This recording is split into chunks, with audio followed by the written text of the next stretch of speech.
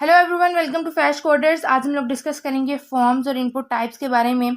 आप लोग देखते हैं कि हमारे पास काफ़ी सारे लॉगिन और साइन अप फॉर्म्स होते हैं, कुछ कुछ रजिस्ट्रेशन फॉर्म्स होते हैं। ठीक है, अगर हमने अपनी यूनिवर्सिटी में एडमिशन करवाना है तो आजकल हम लोग जो है वो ऑनलाइन फॉर्म फिल करते हैं। तो हाँ, आज हम लोग बेसिकली देखेंगे कि हम लोग ये फॉर्म्स जो हैं वो जनरेट किस तरह से करते हैं। तो लेट्स गेट स्टार्टेड। सबसे पहले हम लोग क्या करेंगे, हमारे पास एक फॉर्म का कीवर्ड होता है जिसको आप लिखोगे। ठीक है, इस फॉर्म के कीवर्ड के बाद आप देखोगे कि यहाँ पर आपको एक एक्शन नज़र आ रहा है। ये जो एक्शन है इसके अंदर हम लोगों को यूआरएल देना होता है अपने सर्वर साइड फाइल का। ठीक है, ये चीज़ जो है ये हम लोग डिटेल में फर्दर डिस्कस करेंगे जब हम लोग अपने इस फॉर्म की कनेक्टिविटी करवाएंगे। इसके बाद जो है हमारे पास एक और एट्रीब्यूट आता है जिसे हम लोग कहते हैं मेथड एट्रीब्यूट। वो जो मेथड एट्रीब्यूट है वो बताता है कि आपका जो फॉर्म का डाटा है वो किस तरह से फैच करके सर्वर साइड पे भेजा जाएगा। तो ये जो दो ये हमारे पास एक्शन और मेथड के जो एट्रीब्यूट्स हैं ये हमारे पास होते हैं सर्वर साइड के लिए। ठीक है, तो आप फॉर नाउ इसको स्किप भी कर सकते हो, अगर आप रखना चाहो तो रख भी सकते हो। ठीक है, क्योंकि हमारे पास इस टाइम बैकएंड से कोई कनेक्टिविटी नहीं है तो वो कुछ भी परफॉर्म नहीं करेगा। अब हम लोग देखते हैं कि हमारे पास कौन कौन सी इनपुट टाइप्स होती हैं। सबसे पहले जो है वो मैं इनपुट लिखूंगी तो आप यहाँ पर देख सकते हो काफ़ी सारी टाइप्स निकल आई हैं। इनमें से सबसे पहले मैं सेलेक्ट करती हूँ टेक्स्ट टाइप। ठीक है, क्योंकि जब हम लोगों ने यूज़र से उसका नेम लेना होता है तो हम लोग इनपुट टाइप जो है वो टेक्स्ट सेलेक्ट करते हैं। अब इसके अंदर जो है वो हम लेबल ऐड कर सकते हैं। लेबल जो है वो बता देता है कि जिस तरह से साइड पे लिखे हुए आ जाते हैं। ठीक है, ये लेबल जो है ये हम लोग यूज़र्स के लिए लिखते हैं ताकि उसे आइडिया हो सके कि इनपुट फील्ड के अंदर हम लोगों ने लिखना क्या है। ठीक है, इसको रन करवाते हैं और देखते हैं कि हमारे पास इनपुट किस तरह से शो होती है। देखो ये आपके पास जो है वो नेम लिखा हुआ आ गया और इस इनपुट फील्ड के अंदर जो है मैं एज यूजर कुछ भी एंटर कर सकती हूँ, जैसे मैंने तुबा एंटर कर दिया। ठीक है, इसके बाद जो है वो हम लोग एक इनपुट फील्ड से रिलेटेड सारे के सारे एट्रीब्यूट्स पढ़ लेते हैं। ठीक है, उसके बाद जो है वो हम देखते हैं कि हमारे पास और कौन कौन सी टाइप्स होती हैं। तो अब हम लोग बात करने वाले हैं एट्रीब्यूट की। सबसे पहला एट्रीब्यूट आपके पास आता है टाइप का। ठीक है, ये जो टाइप है ये बताता है कि आपके पास किस तरह की जो इनपुट है वो होगी। ठीक, अभी मजीद जो है वो हम लोग डिफरेंट टाइप्स को एक्सप्लोर करेंगे कि हमारे पास और कौन कौन सी टाइप के जो है वो इनपुट होती है। ठीक है, इसके अलावा जो है आप लोगों का एक नज़र आ रहा है नेम का एट्रीब्यूट। ये जो नेम का एट्रीब्यूट है बेसिकली ये जो वैल्यू मैंने यहाँ पर एंटर की है तूबा। ठीक है, तो ये जो वैल्यू है ये इस एट्रीब्यूट के अंदर चली जाती है। ठीक है, आपको यहाँ पर शो नहीं हो रही लेकिन इस नेम के अंदर जो है ये वैल्यू चली गई है। अब ये जो वैल्यू है ये सर्वर साइड पर जाती है। ठीक है, और हम लोग अपनी डेटाबेस के अंदर जो डाटा सेंड कर रहे होते हैं फ्रंट एंड से लेके वो बेसिकली इस नेम एट्रीब्यूट से आ रहा होता है। इसके बाद जो है ये एक एट्रीब्यूट है आईडी। तो आईडी मैं आप लोगों के से बार बार डिस्कस कर चुकी हूँ।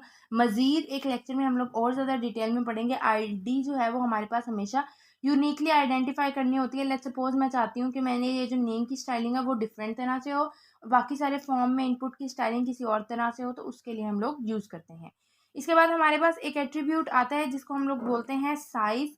ठीक है, ये जो साइज होता है ये आपकी इनपुट फील्ड को छोटा कर देता है। अभी आप देखोगे जिस तरह से अब इसका ये जो साइज है काफ़ी लंबा है और अगर मैंने 4 लिख दिया है तो उसने इसका साइज जो है वो छोटा कर दिया। ठीक है, नेक्स्ट जो है वो हम लोग देखेंगे कि अगर हम लोग चाहें तो अपने एट्रीब्यूट की मैक्सिमम मिनिमम लेंथ भी सेट कर सकते हैं। जिस तरह से अगर 4 पिन हम लोगों को देनी है। ठीक है, तो वो जो पिन होती है वो ज़्यादातर जो है वो 4 वर्ड्स की होती है। ठीक है, तो अब वो जो 4 वर्ड्स हैं आप उस पर लिमिट लगा सकते हो। अब आप देखना कि जैसे ही मैं इसको रिफ्रेश करूँगी तो क्योंकि साइज़ हटा दिया था तो ये चेंज हो गया है, लेकिन अब यहाँ पे हम लोग क्या करेंगे TWO। अब मैं ए एंटर कर रही हूँ तो ये ए को एक्सेप्ट नहीं कर रहा है, ये सिर्फ 4 ही रहने दे रहा है। ठीक है, मतलब 4 को ही रख रहा है। तो ये हमारे पास होता है मैक्सिमम लेंथ का एट्रीब्यूट।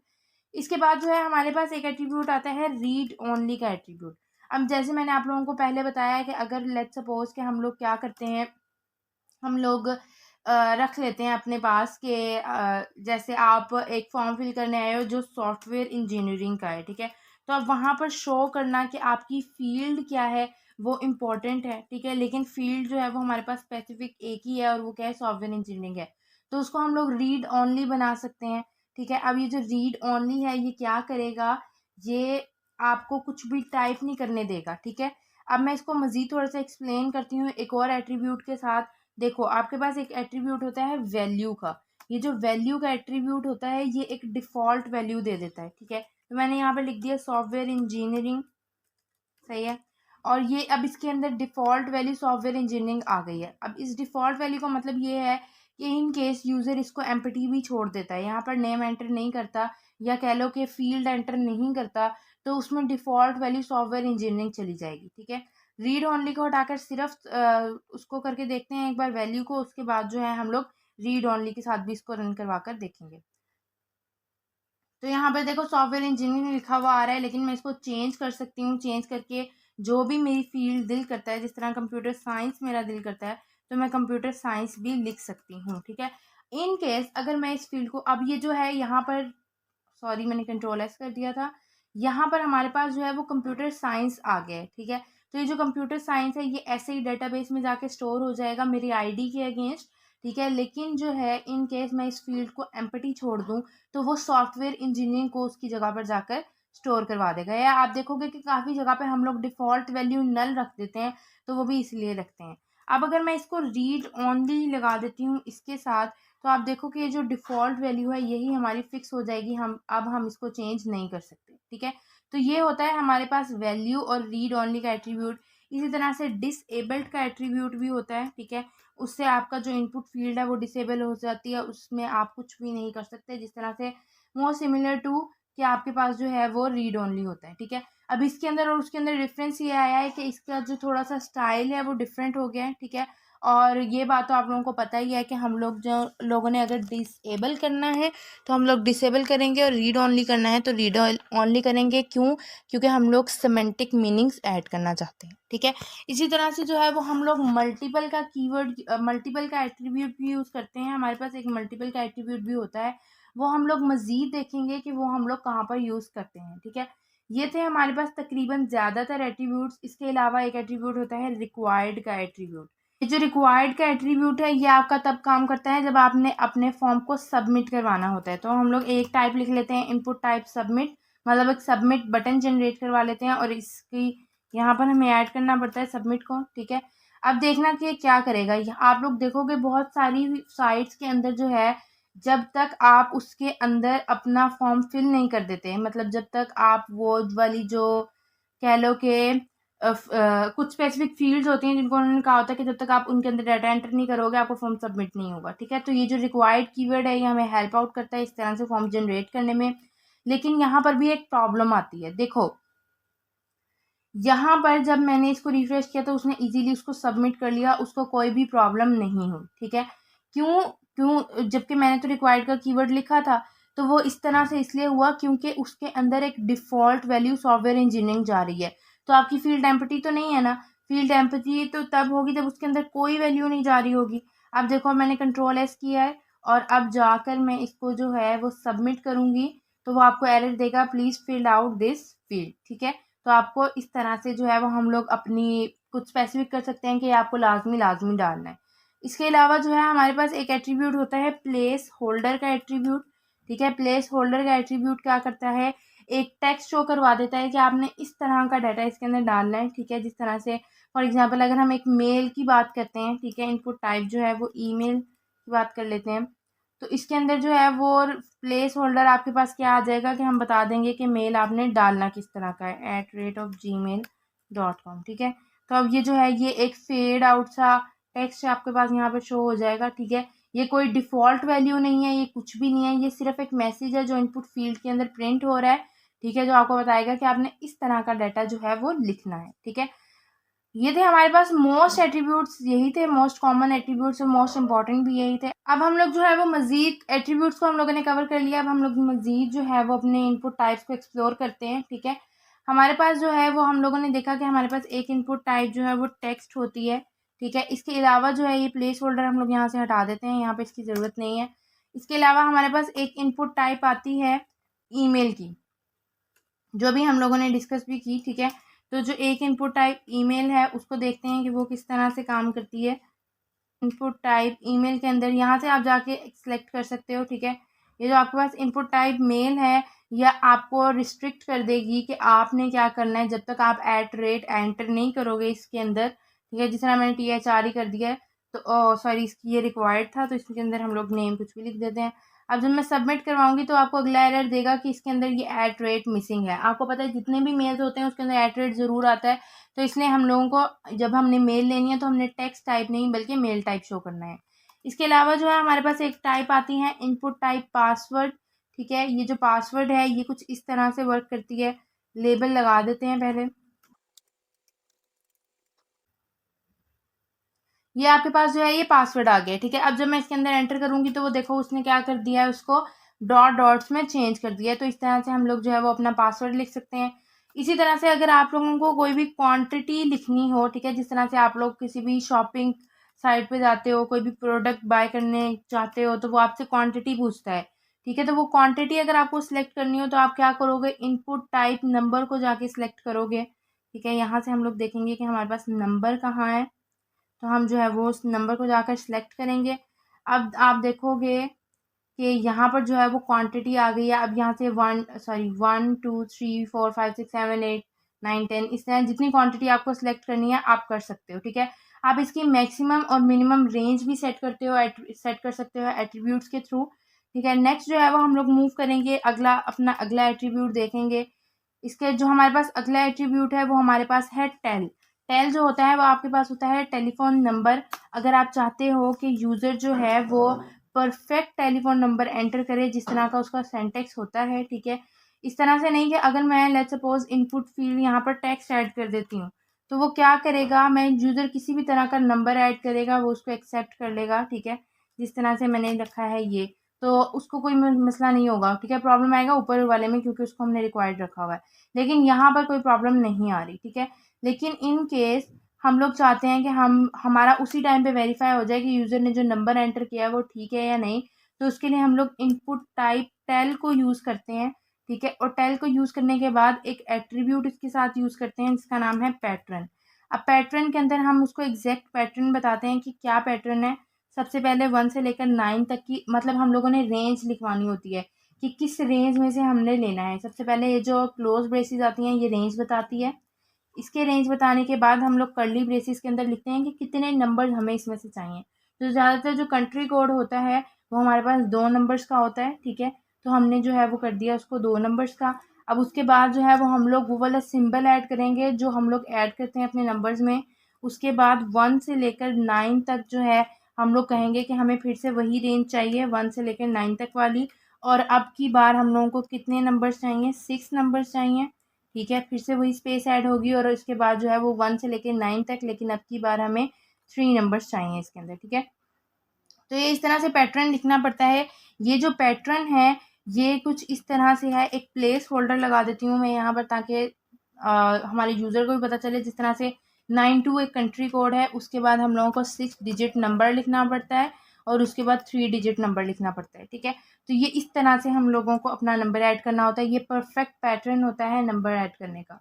तो यहाँ पर ये प्लेस होल्डर आ गया है। ठीक है, प्लेस होल्डर ने पहले भी बताया कुछ नहीं करना होता। अब देखो आप कि यहाँ पर अगर मैं 5 6 और इस पैटर्न को फॉलो नहीं करती, ठीक है, और सबमिट करती हूँ तो वो क्या कहेगा, please match the requested format. और रिक्वेस्टेड फॉर्मेट कौन सा फॉर्मेट है जो हमने यहाँ प्लेस होल्डर में शो कर दिया। अब इसके अंदर मैं वैल्यूज़ चेंज भी कर दूँ लेकिन जो फॉर्मेट है उसको सेम रहने दूँ तो वो आपके इस नंबर को एक्सेप्ट कर लेगा। ठीक है, इसने नहीं किया, हमने कोई मिस्टेक की होगी।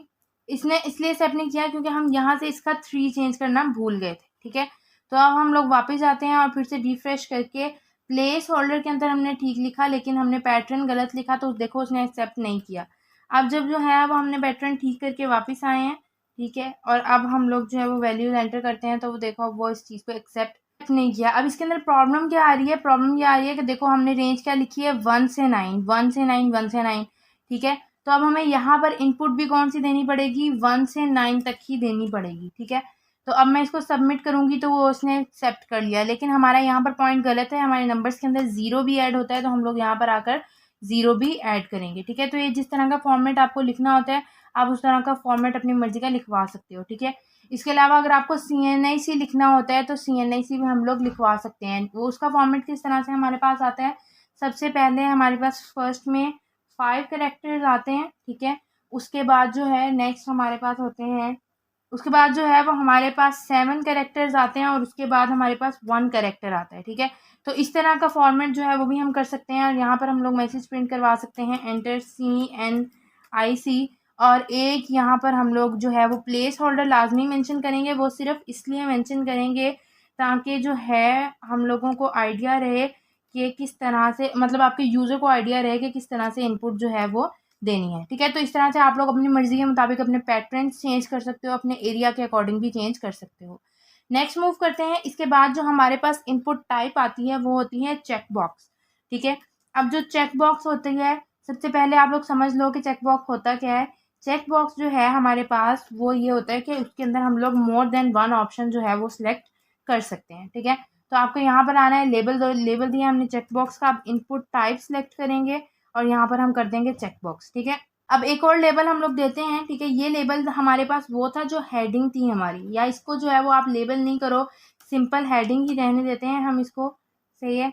और लेबल लगाते हैं अपने पहले चेक बॉक्स के ऊपर जो कि हमारे पास है, लेट्स सपोज इसको कह देते हैं कि ये हमारे पास है 1, ठीक है। और इसी तरह से हम लोग 2-3 चेक बॉक्स क्रिएट करके अपनी आउटपुट चेक कर लेते हैं। ये आपके पास क्या आ गया है 2, ये आपके पास क्या आ गया है 3, ठीक है। तो हम लोगों ने 3 चेक बॉक्स जो है वो जनरेट कर लिए हैं। अब हम लोग जो है वो रिफ्रेश करते हैं, देखो आपके पास आ गया चेक बॉक्स 1 2 3। हम इनको एट ए टाइम भी सिलेक्ट कर सकते हैं, ये तीनों वैल्यूज़ भी बैकएंड पे चली जाएंगी, आपके डेटाबेस में चली जाएंगी, ठीक है। और बेसिकली चेक बॉक्स जो है वो यूज़ भी इसलिए होता है कि आप मोर देन 1 ऑप्शन को सिलेक्ट कर सको, सही है। अब अगर आपको जो है आप चाहते हो कि नहीं, हमारा जिस तरह MCQs के अंदर होता था कि सिंपल एक ही रहता था आपका, मतलब आप एक ही ऑप्शन सेलेक्ट कर सकते हो, ठीक है। तो वो हम लोग किस तरह से करेंगे, वो हम लोग जो है वो एक रेडियो बटन के थ्रू करेंगे, ठीक है। अब हम लोग यहाँ पर रेडियो बटन को डिस्कस कर लेते हैं। इसके लिए भी सेम इसी तरह से आपको लेबल्स लिखने पड़ते हैं। तो यहाँ से जो है वो मैं लेबल कॉपी कर रही हूँ। पहला लेबल मैं लिखूँगी A, उसके बाद नेक्स्ट जो है अब आप लोग लिखोगे इनपुट टाइप और यहाँ पर आपके पास आएगा रेडियो का ऑप्शन, तो आपने उसको सिलेक्ट कर लेना है रेडियो, ठीक है। और रेडियो के अंदर जो है अब यहाँ पर जो नेम वाली फील्ड है इसको आपको फिल करना पड़ता है। ये सारी जितनी भी आप एक रेडियो के लिए लिखोगे उस सबको, उसमें आपको सेम नेम देना पड़ता है। कोई भी नेम दे सकते हो आप, लेकिन देना आपको क्या है, सेम ही है। अब जो है हम अपनी साइट को जाके रिफ्रेश करते हैं, तो इस तरह से 1 मिनट हम लोग जो है वो इसको BR लगा लेते हैं ताकि एक हेडिंग दे लेते हैं और एक BR भी ऐड कर लेते हैं ताकि हमें क्लियरली पता चलता रहे। H1 की हेडिंग तो बहुत बड़ी हो जाएगी हमारे लिए, सिंपल टाइप कर देते हैं रेडियो, ठीक है। अब जाते हैं और जाके इसको रिफ्रेश करते हैं, तो देखो आपके पास ये इस तरह से बटन आ गए हैं। अब एक को सिलेक्ट किया तो दूसरा सिलेक्ट नहीं होगा, दूसरे को सिलेक्ट किया तो तीसरा सिलेक्ट नहीं होगा, ठीक है। इस तरह से कुछ जो है वो आपके पास रेडियो बटन काम करता है। इसके बाद आप लोगों के पास आता है एक सिलेक्ट का टैग, ठीक है। वो जो है वो किस तरह से काम करता है वो भी देख लेते हैं। सिलेक्ट के अंदर आप लोगों को क्या करना पड़ता है, सबसे पहले आप लोग सिलेक्ट को ओपन करते हो, ठीक है। सिलेक्ट को ओपन करने के बाद इसके सेंटर में आकर ऑप्शन वैल्यूज़ देते हो, ठीक है। सिलेक्ट के अंदर आपको डिफ़ॉल्ट आप कुछ भी रख सकते हो, जिस तरह से आप रख लो कि सिलेक्ट पेमेंट मेथड। इसके अंदर से सबसे पहले ऑप्शन 1 ऐड करोगे आप लोग, ठीक है। वो क्या होगा आपके पास, ऑप्शन 1 के अंदर जो है वो हम लोग लिखेंगे कि हमारे पास है पेपाल, ठीक है। इसी तरह से हम लोगों ने सारे ऑप्शंस को सेट कर लेना है। हम लोगों ने जो है वो इसको सेट कर लिया। अब हम लोगों को सेम यही वैल्यूज़ जो हैं, ये जो वैल्यूज़ हैं क्योंकि ये आपके डेटाबेस में जा रही होती हैं, तो इसलिए आप लोगों को इन वैल्यूज़ को यहाँ पर भी ऐड करना होता है इस वैल्यू के अंदर, ताकि आपके डेटाबेस के अंदर भी ये वैल्यूज़ जा सकें, ठीक है। और दूसरा ये कि एक दूसरे को डिफरेंट बनाएं ताकि आप लोग डिफरेंट ऑप्शंस को सिलेक्ट कर सको, इसलिए भी हम लोग इस वैल्यू के अंदर वैल्यूज़ एंटर कर देते हैं, ठीक है। अब हम लोग जो है वो इसको सेव करेंगे। सेव करने के बाद जो है वो अपने साइट पे जाकर देखते हैं किस तरह से शो होता है हमारे पास। तो देखो आपके पास जो है वो शो है पेपाल, ठीक है। पेपाल, पेयोनियर और जैज़ कैश में से आप कुछ भी कर सकते हो, ठीक है। अगर आपको सिलेक्ट द ऑप्शन वाली बात लिखनी है तो उसमें आप सबसे पहला ऑप्शन यही ऐड कर दो, ऑप्शन वैल्यू के अंदर Ctrl+C, ठीक है। उसको जो है उसकी वैल्यू को क्या कर दो, आप नल कर दो, ठीक है। मैसेज प्रिंट करवा दो, सिलेक्ट द पेमेंट मेथड, ठीक है, सिलेक्ट द पेमेंट मेथड, कुछ इस तरह से। अब जो है आपके पास ये आ गया सिलेक्ट द पेमेंट मेथड, इसको ड्रॉप डाउन करेंगे तो पेपाल आ गया, पेपाल से पेयोनियर, पेयोनियर से जैज़ कैश, ठीक है। तो इस तरह से आपके पास ये काम करता है। अब जो है हम लोग नेक्स्ट अपनी इनपुट टाइप की तरफ मूव करेंगे, और वो जो इनपुट टाइप है वो हमारे पास है डेट, ठीक है। अगर आपको यूज़र से उसकी डेट ऑफ बर्थ लेनी हो तो आप किस तरह से लोगे, अब हम इसको डिस्कस करेंगे। इनपुट और डेट पे क्लिक कर दोगे, ठीक है, और यहाँ पर एक छोटा सा लेबल लगा देते हैं। हम लोग लेबल इसलिए लगाते हैं ताकि हमें आइडिया रहे या आपके यूज़र को पता चलता रहे कि उसने किस तरह का डाटा एंटर करना है इसके अंदर, ठीक है। तो यहाँ पर जब आप आके इसको रिफ्रेश करोगे, ये डेट ऑफ बर्थ आपके पास शो हो रही है, और इसके अंदर आपके पास पूरा कैलेंडर खुल जाएगा, कोई भी डेटा आप सिलेक्ट कर सकते हो। दूसरी बात ये है कि डिफरेंट ब्राउज़र्स के ऊपर ये जिस तरह यहाँ पे कैलेंडर शो हुआ है, इस तरह से डिफरेंट ब्राउज़र्स के ऊपर इसका डिफरेंट रिस्पॉन्स आता है। इसके बाद जो है डेट से रिलेटेड 2-3 तरह की इनपुट टाइप्स और भी हैं, जिस तरह डेट टाइम लोकल है, और एक है input type input date time, ठीक है। तो इन दोनों को भी एक बार चला के देख लेते हैं कि ये किस तरह से रन करता है। देखो आपके पास जो डेट टाइम लोकल आया है, उसके अंदर जो है वो हम लोगों के पास डेट और टाइम दोनों चीज़ें आपको सेलेक्ट करनी होती हैं खुद से। लेकिन जो डेट टाइम आता है, इसके अंदर आप लोगों को खुद से लिखना है कि डेट और टाइम क्या होती है, सही है। यहाँ पर आपको टाइप करनी होती है डेट टाइम, ओके हो गया। अब जो है नेक्स्ट हम लोग मूव करते हैं, ये जो डेट वाला है ये हम लोग सबमिट से बाहर ले आए हैं, ये वाला सारा हम लोग सबमिट को नीचे मूव कर लेते हैं। नेक्स्ट जो है हम लोग क्या करेंगे, हम लोग अपना एक और इनपुट टाइप को एक्सप्लोर करते हैं, ठीक है। जो हमारे पास इनपुट टाइप है वो हमारे पास है colour picker, input type colour, ठीक है। अब ये जो कलर है ये आपके पास क्या करेगी, ये आपको कलर सेलेक्ट करने में हेल्प करेगी। सेव करते हैं और जाते हैं, ये कुछ इस तरह से आपके पास शो हो गया है। इसको आप यहाँ से जाकर यहाँ से डिफरेंट ग्रेडियंट्स को देख सकते हो, यहाँ से जाके डिफरेंट कलर्स को सिलेक्ट कर सकते हो, ठीक है। तो ये इस तरह से कलर भी आप सिलेक्ट कर सकते हो। इसके बाद जो है वो नेक्स्ट हम लोग मूव करते हैं, हमारे पास हम लोगों ने काफ़ी सारी इनपुट टाइप्स कवर कर ली हैं। अब एक बार इस तरह से भी देख लेते हैं, check box, colour, date, email देख लिया, फाइल मोस्ट इंपॉर्टेंट। अगर आप लोगों को जिस तरह से अगर हम एक एडमिशन फॉर्म फिल कर रहे हैं तो हमारे पास एक मैसेज लिखा हुआ आता है, वो कहता है चूज़ एन इमेज, ठीक है। तो आप क्या कर सकते हो, आप अपनी फ़ाइल का एक कीवर्ड ऐड करते हो जो आपसे आपकी इमेज भी ले लेती है और डिफरेंट तरह की फ़ाइल टाइप्स को सपोर्ट करती है, ठीक है। जिस तरह से मैंने ये 1 मिनट में इसको BR ऐड कर दूँ ताकि आप लोगों को क्लियरली पता चले, ठीक है। ये हमारे पास क्या आ गया है, चूज़ फाइल पे क्लिक करूँगी तो ये आपके जो है वो सिस्टम के अंदर ओपन होगा, और उसके बाद जो है वो आपको कुछ भी कह सकता है। तो आप इनमें से कोई भी एक फ़ाइल सेलेक्ट करोगे, सबमिट कर दोगे तो वो सबमिट हो गई है, ठीक है। अब ये जो आप लोगों को थोड़ा-सा सबमिट करने के बाद डिफरेंट नज़र आता है, वो ये होता है कि हर बार जो है वो साइट रिफ्रेश होती है, और मैंने ज़ूम इन की हुई है तो इसलिए जो है वो ज़ूम आउट हो जाती है, रिफ्रेश होने पे अपने डिफ़ॉल्ट पे चली जाती है, ठीक है। तो ये हमारे पास थी फ़ाइल टाइप हम लोगों ने देख ली। इसके बाद मज़ीद जो है वो एक्सप्लोर करते हैं। इमेज जो होती है वो सेम होती है जिस तरह फ़ाइल टाइप होती है, बस इसके अंदर ये होता है कि वो स्पेसिफिकली इमेज को ही एक्सेप्ट करता है, ठीक है। नेक्स्ट जो है वो हम लोग और मज़ीद इनपुट को एक्सप्लोर कर लेते हैं। यहाँ पर कोई इंपॉर्टेंट हमारी रह तो नहीं गई। सर्च सबमिट, एक आपके पास बटन होता है रीसेट का, ठीक है।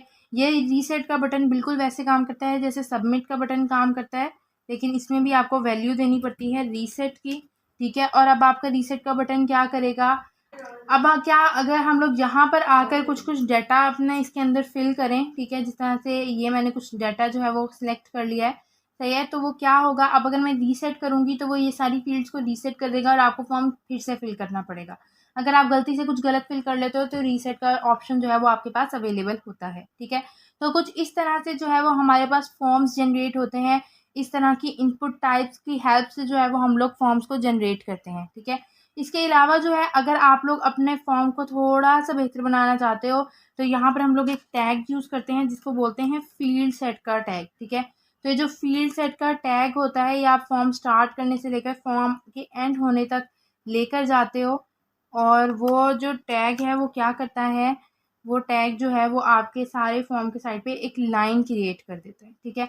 अब इस लाइन को मज़ीद थोड़ा सा प्यारा बनाने के लिए हम लोग एक यूज़ करते हैं लेजेंड का टैग, ठीक है। जो लेजेंड का टैग है इसके अंदर मैं लिख सकती हूँ स्कूल एडमिशन फॉर्म, ठीक है। तो ये जो स्कूल एडमिशन फॉर्म है ये आपके पास आ गया है, सही है। अब ये देखो यहाँ पर ये स्कूल एडमिशन फॉर्म लिखा हुआ आ रहा है और अब ये थोड़ा थोड़ा बेहतर लग रहा है। हम लोग क्या करते हैं, हम लोग इसकी थोड़ी सी स्टाइलिंग कर लेते हैं, BR वगैरह ऐड करके और प्रॉपरली कर लेते हैं ताकि हमारा जो है ये प्यारा लगे। जिस तरह से हम लोग इसको थोड़ा सा सेट कर लेते हैं और इसको एक स्कूल एडमिशन फॉर्म ही बना लेते हैं। यहाँ पर मैंने उसको फर्स्ट नेम कर दिया, साथ में मैंने उसकी ईमेल ले ली, ठीक है। एक आपके पास ईमेल होता है, ठीक है, BR कर देंगे हम लोग इसके साथ। और एक आपके पास होता है पासवर्ड के बाद कंफर्म पासवर्ड, ठीक है। तो हम लोग जो है वो एक ऑप्शन इस तरह का भी रखेंगे कि आप कंफर्म पासवर्ड भी कर दो अपना, कंफर्म पासवर्ड, सही है। तो ये कंफर्म पासवर्ड करने के बाद क्वांटिटी जो है 2 फील्ड्स हम लोग एक लाइन में रखेंगे और बाकी जो है वो नेक्स्ट पे ले जाएंगे, ठीक है।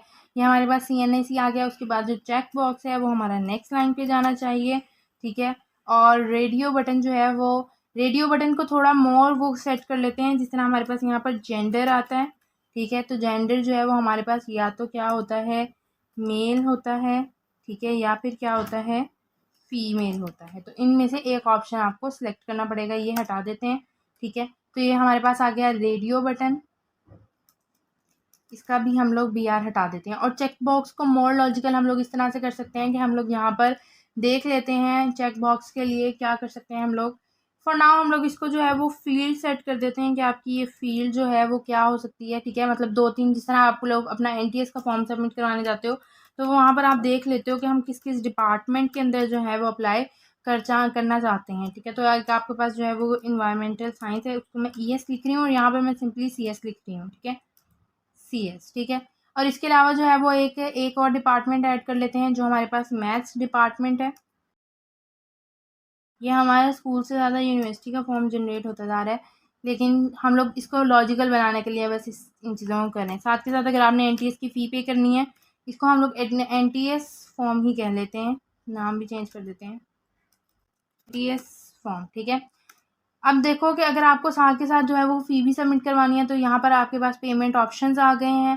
पेमेंट ऑप्शंस के अलावा जो है वो आपसे आपकी डेट ऑफ बर्थ पूछ ली गई है, ठीक है। और इसके अलावा जो है वो कलर को हम लोग यहाँ से निकाल देते हैं क्योंकि कलर की यहाँ पे कोई इंपॉर्टेंस नहीं है, ठीक है। और उसके बाद जो है वो चूज़ एन इमेज का ऑप्शन आ गया है हमारे पास। इस इमेज में से इस इमेज को निकाल देते हैं इस फाइल में से, क्योंकि आप लोग अपनी फ़ाइल जो है वो PDF के अंदर भी शेयर करवा सकते हो। और नेक्स्ट BR, ठीक है। इसके अलावा हमारे पास जो है अब हम लोग देख लेते हैं हमारा फॉर्म किस तरह से सेट हुआ है, तो वो थोड़ा बेहतर नज़र आ रहा है अब, ठीक है। मज़ीद जो है वो हम इसके अंदर स्पेसिंग वगैरह भी ऐड कर सकते हैं, तो स्पेस वगैरह इस टाइम के लिए ऐड करने की ज़रूरत नहीं है। हाँ देखो जिस तरह से आपके पास ये चेक बॉक्स फील्ड जो है वो सही से मज़ा नहीं आ रहा और एक हमारे पास जेंडर मेल का पता नहीं चल रहा, तो इनको हम जो है वो नेक्स्ट लाइन पे ही मूव करवा लेते हैं। तो यहाँ से एक हम लोग चेक बॉक्स को हटा देंगे, ठीक है। और चेक बॉक्स में हर लाइन को हम लोग क्या करेंगे कि ये हमारे पास क्या है, BR है। तो पहला जो है वो हमारे पास फील्ड आ गया और फील्ड के अंदर जो है वो नीचे हमारे पास क्या आएगा, BR का ऑप्शन ऐड कर लेते हैं। या चलो इसको एक लाइन में रहने देते हैं, हम लोग अपने रेडियो बटन को जो है वो नीचे ले जाते हैं, ठीक है। यहाँ पे हम लोगों ने BR को ऐड कर देना है, ठीक है। अब हम इसको जाके रिफ्रेश करते हैं तो आप देख सकते हो कि ये हमारे पास थोड़ा बहुत जो है वो अच्छा नज़र आ रहा है हमें। इसके अलावा जो है हम लोग रेडियो बटन में जेंडर को भी थोड़ा सा BR कर देते हैं ताकि वो भी क्लियरली नज़र आ सके। इस तरह सारी स्टाइलिंग जितनी भी है ये हम लोग CSS के थ्रू करेंगे। अब यहाँ पे आप देखोगे डेट ऑफ बर्थ हमारे पास एक एक्स्ट्रा आ रही है तो उसको भी हम लोग जाकर रिमूव कर देते हैं, ठीक है। ये सारी डेट्स रिमूव कर देते हैं। अब मज़ीद जो एक और चीज़ हम लोगों को करनी थी वो ये थी कि अगर इन केस हमें यूज़र का एड्रेस लेना पड़ जाता है, ठीक है, तो वो एड्रेस आप किस तरह से लोगे। जैसे मैं यहाँ पर कहती हूँ कि हम लोगों ने लेबल किया है एड्रेस, ठीक है। एक तो तरीका ये है कि आप जो है एड्रेस ले लो इन टेक्स्ट इनपुट टाइप टेक्स्ट के अंदर, लेकिन उसके अंदर प्रॉब्लम क्या आएगा कि लेट्स सपोज ये है मैंने एड्रेस लिया है, ठीक है। अब मैं एड्रेस जो है वो मैं लिखती जा रही हूँ लेकिन मेरा एड्रेस जो है वो बहुत लंबा हो गया, तो वो इस तरह से शो होगा, वो कुछ मज़ा नहीं आएगा। तो हम लोग क्या करेंगे, इसके लिए एक कीवर्ड होता है, एक टैग होता है टेक्स्ट एरिया का, जिसके अंदर वो आपको काफ़ी सारा टेक्स्ट एरिया शो करवा देता है, ठीक है। तो आपके में सिर्फ टेक्स्ट एरिया लिखोगे तो वो कुछ इस तरह से आपके पास शो हो जाएगा, ठीक है। इसको आप बड़ा भी कर सकते हो, छोटा भी कर सकते हो, हाइट विड्थ खुद भी दे सकते हो, ठीक है। तो इस तरह से जो है वो हमारे पास कुछ फॉर्म्स जनरेट होते हैं। इनको हम मज़ीद स्टाइल कर सकते हैं, इनकी अलाइनमेंट कर सकते हैं CSS के थ्रू। ठीक है, लेकिन बस आज के लिए इतना ही। Till then keep learning and keep exploring.